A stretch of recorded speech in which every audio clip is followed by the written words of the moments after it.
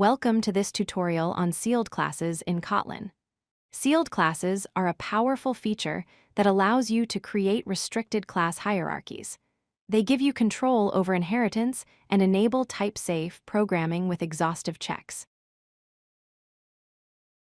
Sealed classes are special abstract classes that restrict which classes can inherit from them. All subclasses must be declared in the same file as the sealed class itself.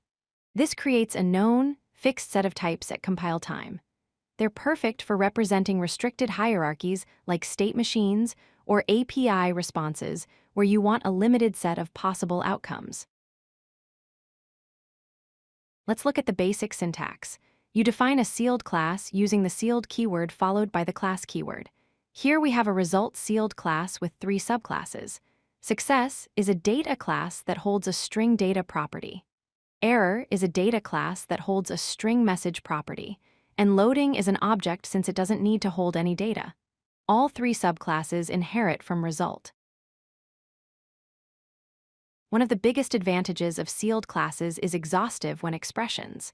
When you use a when expression with a sealed class, the compiler knows all possible subclasses. In this example, we handle success by printing the data, error by printing the error message, and loading by printing loading. Notice we don't need an else branch because the compiler knows we've covered all possible cases. Sealed classes provide several key benefits. First, they offer type safety because the compiler enforces exhaustive checks. Second, when expressions don't need an else branch since all cases are known. Third, they provide controlled inheritance by preventing external classes from extending your sealed class. And finally, they're better than Enums because subclasses can hold different data types and structures. Here's a real-world example representing UI state in an application. The UI state sealed class has 4 possible states.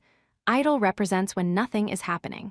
Loading shows when data is being fetched. Success is a data class that holds a list of users when the operation succeeds. And error is a data class that holds a throwable exception when something goes wrong. Now let's see how to handle these UI states. The render UI function takes a UI state parameter and uses a when expression. For idle state, we show the welcome screen. For loading state, we show a progress bar. For success state, we display the users from the state's users property. And for error state, we show the error using the exception property. The compiler ensures we handle all cases. Let's compare sealed classes with Enums. Sealed classes allow each subclass to have different properties and can hold multiple instances. They support inheritance hierarchies and are more flexible for complex types. On the other hand, Enums require all constants to share the same structure.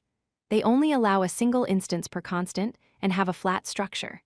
Enums are best for simple constants, while sealed classes excel at representing complex type hierarchies. Sealed classes are commonly used in several scenarios. They're perfect for network API responses with success, error, and loading states. They're widely used for UI state management in Android applications. Event handling systems benefit from sealed classes when dealing with different event types, and they're excellent for data validation results with pass, fail, and warning states. Anytime you have a restricted set of possible outcomes, sealed classes are a great choice. Here's the key takeaway. Use sealed classes when you need a restricted set of types with exhaustive when expressions and type-safe handling. They give you compile time safety, eliminate the need for else branches, and make your code more maintainable. Thank you for watching, and happy coding.